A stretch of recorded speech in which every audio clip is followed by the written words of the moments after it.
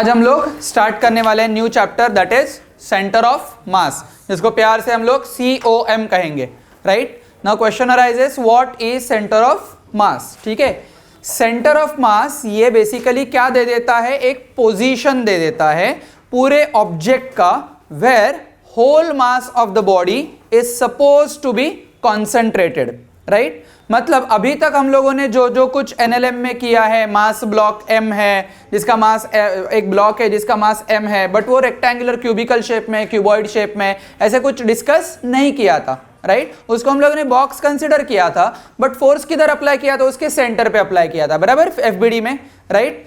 And हर एक block का जो कुछ फोर्स लग जाता है उसके ऊपर ग्रेविटेशन फोर्स लग जाएगा। सो सेंटर ऑफ मास क्या है, centre of mass is a point where whole mass of the body suppose to be concentrated.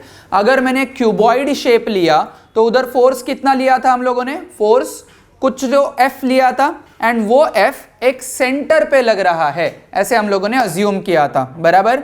But अगर ये जो कुछ मास डिस्ट्रीब्यूशन होगा, मतलब हर एक पॉइंट पे यूनिफॉर्मली मास डिस्ट्रीब्यूट हुआ है, तो वो सेंटर पे रहेगा, where I can say that that position is nothing but centre of mass. ठीक है, सो अगर मैं बोलूंगा कि सेंटर ऑफ मास क्या है, तो centre of mass is simply a position where whole mass of the body is assumed to be concentrated at one particular point with respect to one reference point। ठीक है, सो अगर मैं बात कर लेता हूं ये सिंपल स्क्वायर की, राइट। स्क्वायर में जो जो कुछ ऑब्जेक्ट्स है, जिसका जिसका जो जो कुछ मास है वो इक्वली डिस्ट्रीब्यूटेड है, ऐसे मैंने मान लिया, तो मुझे सेंटर पे उसका एक, जिसको हम लोग बोलते हैं प्रतिनिधिक स्वरूप से मास, हम लोग उसको ये पर्टिकुलर पॉइंट पे ले लेंगे, that is nothing but the centre of the square, बराबर। तो ऐसे पार्ट्स में ये जरूरी नहीं है हमेशा कि इधर मास जितना है उधर उतना ही ये पार्ट पे होना चाहिए, नॉट नेसेसरी। अगर डेंसिटी बहुत ज्यादा है ये साइड में, तो ये साइड में मास ज्यादा हो सकता है, बराबर। दिखने में हम लोगों को आधा स्क्वायर लग रहा है, बट इधर शायद डेंसिटी ज्यादा हो सकती है, राइट। फॉर एग्जाम्पल मैंने इधर के सारे बच्चों को इधर शिफ्ट किया, ठीक है, सारे बच्चों को मतलब इधर के आधे बच्चों को इधर शिफ्ट किया, ठीक है। दिखने में मुझे इधर आधी रो दिख रही है, बट मास कम हो गया, मास इधर का मैंने उधर डाल दिया, राइट। तो आई कैन से दैट कि इधर मास अभी बढ़ गया है। आई कैन से दैट कि ये टोटल मास जो है, जो मास के ऊपर मुझे फोर्स लगाना है, उसका एक पॉइंट, प्रतिनिधिक पॉइंट जो है वो ये साइड शिफ्ट हो जाएगा, क्योंकि ये इधर मास बहुत ज्यादा है, इधर मास बहुत कम है। तो वो पर्टिकुलर पॉइंट मतलब क्या है, centre of mass. Is it very clear? ठीक है, तो लिखो centre of mass definition. Centre of mass is a position inside or outside of the object where whole mass of the object is supposed to be concentrated। Position of center of mass is a vector quantity with respect to any common reference point। Now let us understand how can we write in mathematical form। ये हम लोग mathematical form में कैसे लिख सकते हैं। ठीक है, जब मैं बात कर रहा हूं कि एक ऑब्जेक्ट है, ये है M1, ये है M2, ठीक है, मास M1, मास M2, ये है लेट से मास M3, ये है लेट से मास M4, ठीक है। मास M1, मास M4, M3, M2, ये अलग अलग जगह पे मासेस है, एंड इसका मुझे एक कलेक्शन एज एन ऑब्जेक्ट करके लेना है, एंड इसका मुझे centre of mass find out करना है। ठीक है, कौन से विद रिस्पेक्ट, किसके विद रिस्पेक्ट, किसके विद रिस्पेक्ट, जो रेफरेंस पॉइंट है, किसके विद रिस्पेक्ट होगा, वो जो रेफरेंस पॉइंट है। सो आई कैन से दैट कि एक रेफरेंस पॉइंट में ले लेता हूं, दैट इज 0,0, ये है रेफरेंस पॉइंट, और else I can say that this is nothing but the reference point in general, mathematical calculation के लिए इन जनरल में बोल रहा हूं। ठीक है, विल से दैट कि this distance is nothing but r1 vector, vector form में होगा पोजीशन, बराबर। This is nothing but r2 vector and this position is nothing but ये होगा r3 वेक्टर, ये होगा r2 वेक्टर एंड ये होगा r4 वेक्टर, ठीक है। m1 का पोजीशन वही रेफरेंस पॉइंट से कितना होगा, 0, बराबर। वही रेफरेंस पॉइंट पे उसका पोजीशन क्या होगा, 0 होगा। सो आई कैन से दैट कि r1 vector which will be equal to 0, बराबर है, ठीक है। सो कैलकुलेशन के तौर पे हम लोग कैसे कैलकुलेट करेंगे, position of centre of mass that is RCOM in vector form which will be equal to summation of MI RI where I is equal to ranging from 1 से लेके n तक। अभी मेरे पास कितने मासेस है, 4 मासेस है, इसीलिए n will become 4, क्लियर है। सो m1 r1 plus m2 r2 plus m3 r3 plus m4 r4, ये चीज को हम लोग बोलेंगे मास मूवमेंट। क्या बोलेंगे, मास मूवमेंट, ओके। सिमिलरली उसको डिवाइड करके समेशन ऑफ MI, ये होगा हमारा formula of, general formula of centre of mass of discrete system. कौन सा system, discrete system, right. Discrete system मतलब जो मैं इजीली काउंट कर सकता हूं वो होगा डिस्क्रीट सिस्टम। फॉर एग्जांपल गेहूं के दाने हैं, वो मैं काउंट कर सकता हूं, बराबर। बट वही गेहूं के दाने जिधर रखे हैं, राइट, वेसल में, वही वेसल में मैंने अगर ऑयल रखा तो मैंने बोला कि ऑयल काउंट करो, एक एक बूंद काउंट करो, हो सकता है, नहीं, इट्स अ कंटिन्यूअस, राइट। तो जिधर जिधर कंटिन्यूअस फंक्शन होगा उधर summation is replace by integration, ये हम लोगों ने किया भी है कई जगह, बराबर। तो ये होगा डिस्क्रीट के लिए, राइट। एंड अगर कोई भी कंटिन्यूअस अगर होगा ऑब्जेक्ट, ये मैंने डिस्क्रीट रखा है, कंटिन्यूअस होगा तो मुझे क्या करना पड़ेगा, dm इतना छोटू सा मास अज्यूम करना पड़ेगा। क्या करना पड़ेगा, dm इतना छोटू सा मास अज्यूम करना पड़ेगा। ये रेफरेंस पॉइंट से ये वेरिएबल r फाइंड आउट करना पड़ेगा, बराबर। एंड ये r भी वेरिएबल है जो चेंज होते जाएगा, एंड ये dm को पूरे वॉल्यूम में या एरिया में या लेंथ में हम लोग घुमाएंगे तो हम लोगों को जो RCOM मिल जाएगा वो summation is replace by integration, बराबर। Mass MI is replace by small mass that is dm, okay, very small, infinitesimally small mass dm, and which is situated at a distance r from reference point, okay, divided by integration of only dm। समझ में आया। जैसे मैंने इधर I is equal to 1 लिखा, वैसे m1 से लेके m2 तक ऐसे होगा, क्योंकि ये dm है कि नहीं, राइट। रादर ये dm को आगे जाके मास डिस्ट्रीब्यूशन से हम लोग r में या a में, राइट, या वॉल्यूम में कन्वर्ट कर सकते हैं, ठीक है। तो फिलहाल तो मैं इधर लिख रहा हूं, ये होगा I इज इक्वल टू 1 से लेके n तक, क्लियर है। एंड इधर भी होगा I इज इक्वल टू 1 से लेके n तक, ठीक है। n ये वैल्यू कुछ भी हो सकती है, इन द फॉर्म ऑफ पाई भी हो सकता है, इन द फॉर्म ऑफ r भी हो सकता है, क्लियर है। तो ये हम लोगों को एज इट इज फॉर्मूला पहले जानना है, पहचानना है एंड देन अप्लाई करना है, ठीक है। ये किसके लिए है, डिस्क्रीट के लिए, बराबर।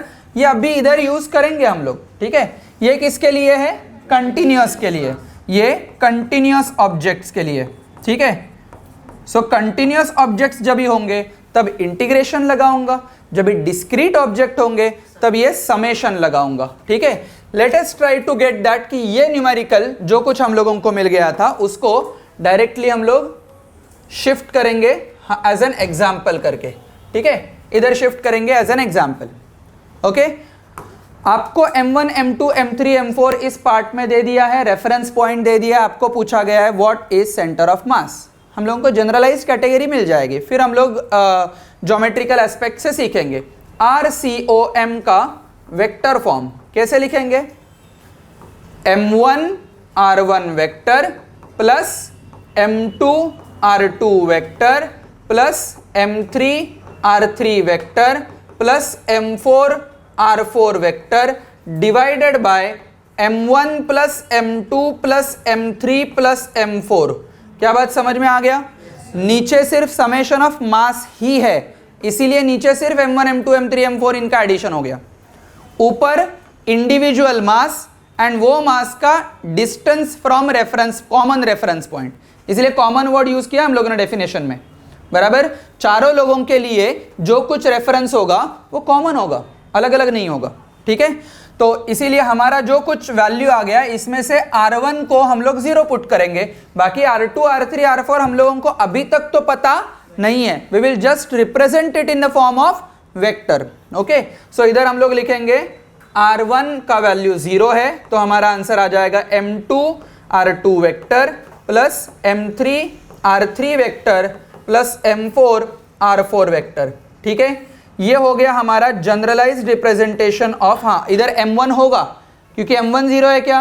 नहीं, R1 0 था सिर्फ, इसीलिए नीचे M1 आ जाएगा, M1 plus M2 plus M3 plus M4। ये हो गया हमारा RCOM वेक्टर, ठीक है। अभी ये RCOM जनरलाइज्ड कैटेगरी में हो गया।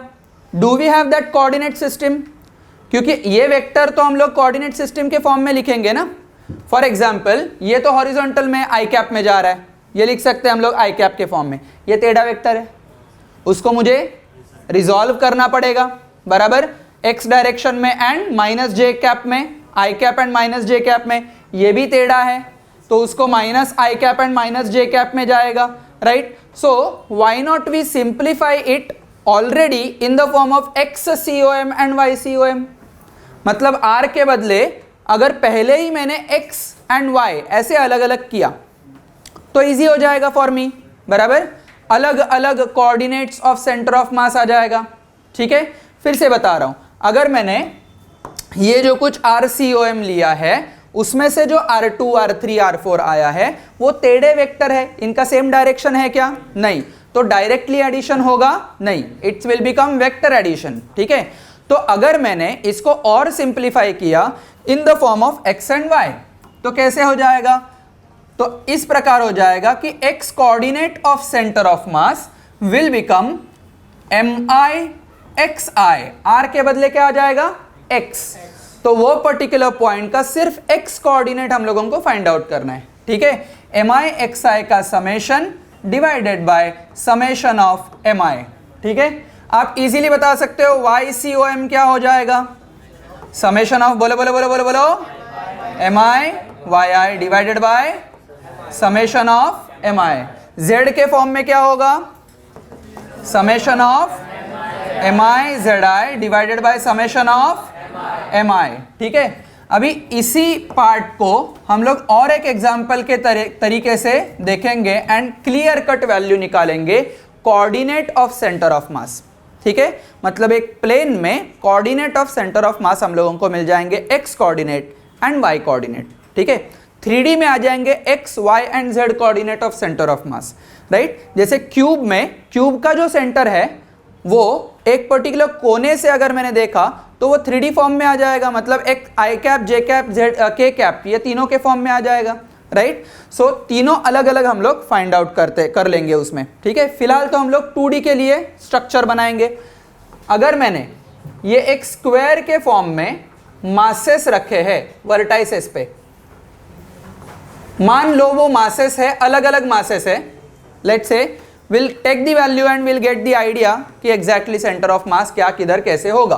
ओके, लेट अस से ये होगा M1, ये होगा M2, ये M3 एंड ये है M4, ठीक है। सारे मासेस का वैल्यू है 1 kg, सारे मासेस का वैल्यू है 1 kg।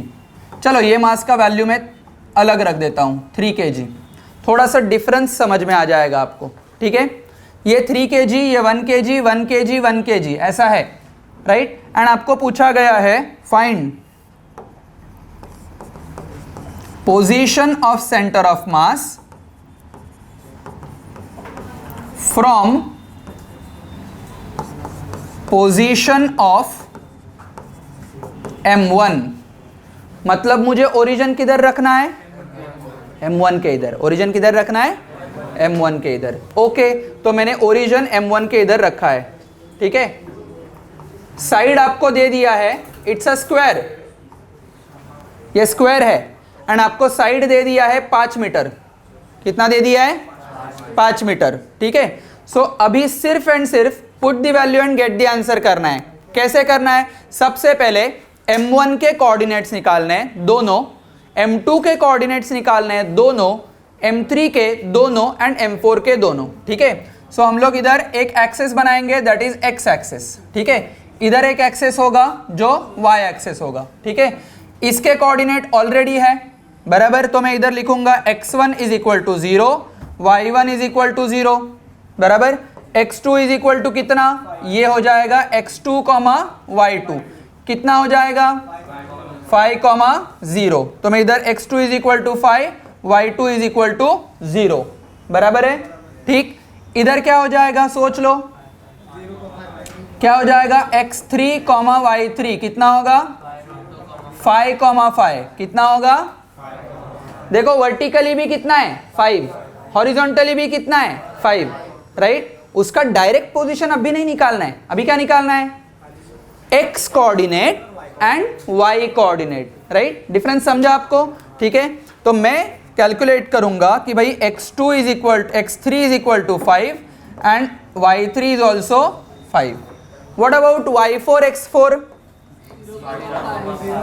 x4 0 हो जाएगा, राइट। तो मैं इधर लिख देता हूं x4 y4 which will be equal to 0 5। Easy एकदम, ये हो जाएगा y4 is equal to 5। Clear है? बस अभी वैल्यू पुट करना है, आंसर निकालना है, इतना ही काम बचा है हमारा, ठीक है। So let us try it out कि भाई XCOM, what will be value of XCOM? Summation of MI XI, बराबर, divided by summation of MI। इधर आ जाएगा M1 X1 plus M2 X2 plus M3 X3 plus M4 X4 divided by M1 plus M2 plus M3 plus M4। ठीक ठाक ना? समझ में आया? तो M1 का वैल्यू 1 kg, बराबर, वैल्यू इधर 0। अभी मैं डायरेक्टली एज समेशन डायरेक्टली कर सकता हूं, क्योंकि सारे के सारे वैल्यू ये i कैप के डायरेक्शन में है, x डायरेक्शन में है, तो it will be easier for me to calculate algebraically. Clear, right. तो you will get 1 0, 1 into 0, M2 कितना है? 1 इंटू 5 हो जाएगा x2 की वैल्यू, M3 1 है, ये हो जाएगा 5, M4 का वैल्यू 3 है बट उसका x कोऑर्डिनेट 0 है, राइट। ये हो जाएगा 1 प्लस 1 प्लस 1 प्लस 3, बराबर। M4 3 है, सॉरी M2 3 है ना? अच्छा, मैंने ये 2 लिखो, इसको 3, इसको 4, बस ये 2 चेंजेस करो, ठीक है। वैल्यू 1 0 0, ये 5 होगा, ये 5 होगा, 10 ये भी 0 है, 10 divided by 6, right, 10/6 that is equal to 5/3। ये होगा XCOM, राइट। क्लियर है एवरीवन? क्या हुआ? यस, ठीक है, डायरेक्टली भी आ जाएगा ये, राइट। YCOM कैसे निकालेंगे? सेम तरीके से, अभी मैं सिर्फ फॉर्मूला लिखूंगा एंड आगे प्रोसीड कर दूंगा। x के बदले क्या आ जाएगा? yi divided by summation of mi, ठीक है, ये ब्रैकेट होगा, ठीक। Okay, M1 1 multiplied by 0 plus M2 कितना है? 1 मल्टीप्लाइड बाय इधर कितना आ जाएगा? y का 0, अरे बराबर ना, right. Third 1 multiplied by 5 plus 3 multiplied by क्या चीज? 5, 3 मल्टीप्लाइड बाय 5, देखो 0 0 पहले, फिर 2 2 5 है, तो ये भी 5 हो जाएगा, डिवाइडेड बाय 6 डायरेक्टली लिख दूंगा, तो ये 15 प्लस 5 20/6 हो गया, राइट। 20/6 मतलब कितना होगा? 10/3, बराबर। अगर मैंने ये ओरिजिन रखा, सोच लो अच्छे से, अगर मैंने ये ओरिजिन रखा एंड ये मास को भी 1 kg रखा, तो एज आई सेड अर्लियर कि सेंटर पे सेंटर ऑफ मास आना चाहिए, बराबर। बट ये किधर आया है? 5/3 पे आया है एंड 10/3 पे आया है, मतलब दोनों जो x एंड y कोऑर्डिनेट है वो सेम नहीं है, मतलब सेंटर पे सेंटर ऑफ मास नहीं है, because I shifted that M4 as 3 kg, 1 kg same नहीं रखा मैंने। तो जिधर ज्यादा मास होगा वो side centre of mass shift हो जाएगा, राइट? जिधर ज्यादा मास होगा सेंटर ऑफ मास उधर शिफ्ट हो जाएगा। बचपन में खेल खेलते थे हम लोग, जास्ती की मेजॉरिटी, राइट? उधर सेंटर ऑफ मास शिफ्ट हो जाएगा, ठीक है? तो हमारा सेंटर ऑफ मास किधर आ जाएगा? इधर हम लोग कर लेंगे ये 5 का थर्ड पार्ट, मतलब ये होगा x कोऑर्डिनेट एंड ये होगा y कोऑर्डिनेट। इधर होगा आपका centre of mass XCOM, YCOM.